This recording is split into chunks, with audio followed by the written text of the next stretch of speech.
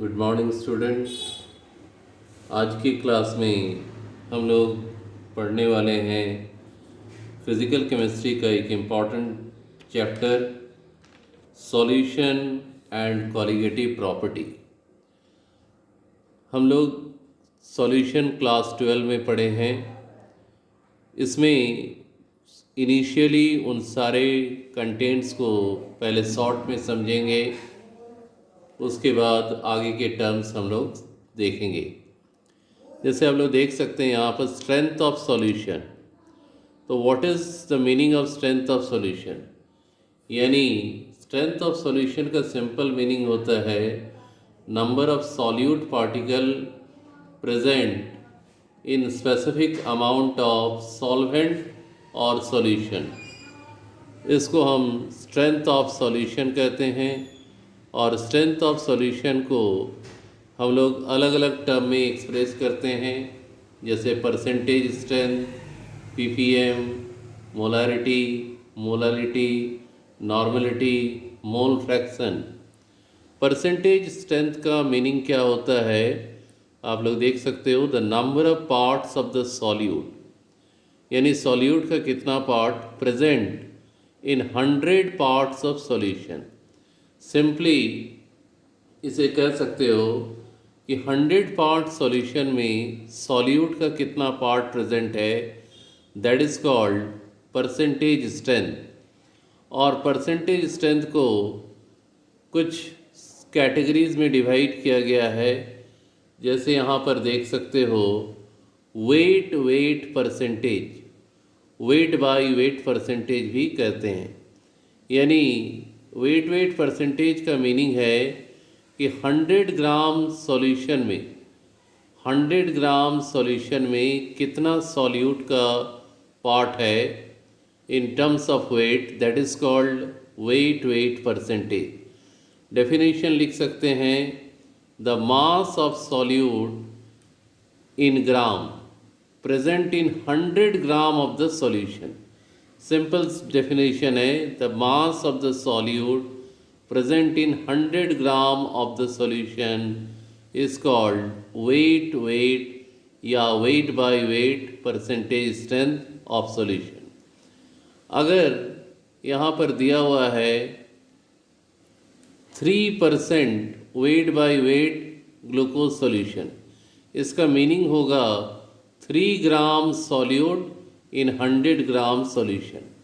अगर यहाँ 3 की जगह 5% दिया रहता तो हम कहते 5 gram of solute in 100 gram of solution.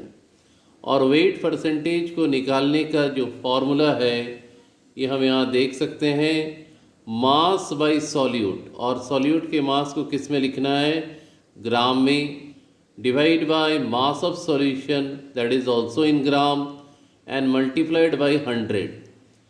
इसके बाद वेट वॉल्यूम परसेंटेज, यहाँ देख सकते हो wait volume percentage.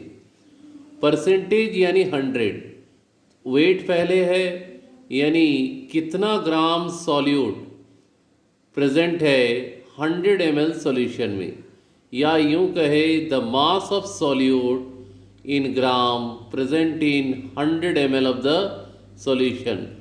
100 ml solution में कितना ग्राम ऑफ सॉल्यूट प्रेजेंट है, that is called wait by volume percentage.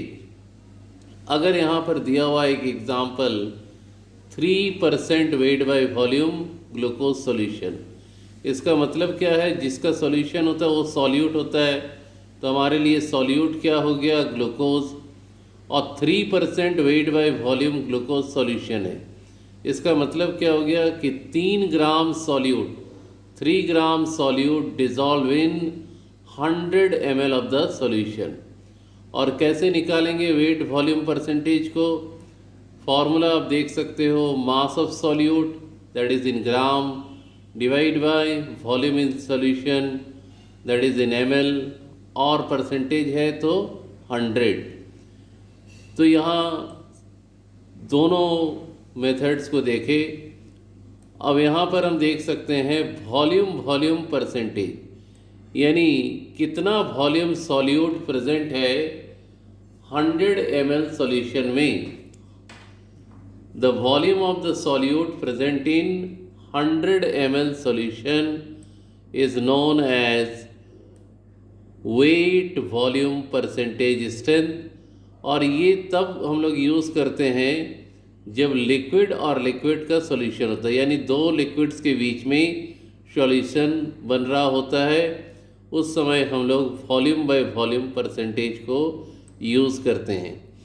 जैसे कि आप देख सकते हो यहाँ पर अगर लिखा हुआ है 20% volume by volume ethanol solution, इसका मतलब क्या है कि 20%, तो 20 हो गया 20 ml, क्योंकि दोनों वॉल्यूम में है, सॉल्यूट सॉल्यूशन दोनों वॉल्यूम, तो 20 ml of solute dissolve in 100 ml of the solution, जो कि हम यहाँ पर देख सकते हैं। निकालने का तरीका क्या होगा, volume of solute in ml divide by volume of solution in ml into 100।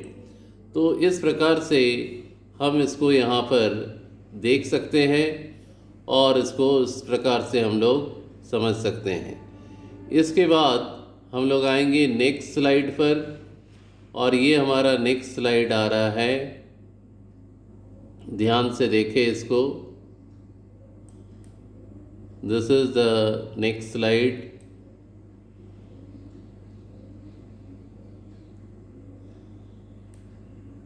अभी हम लोग कुछ और टर्मिनोलॉजी को करेंगे।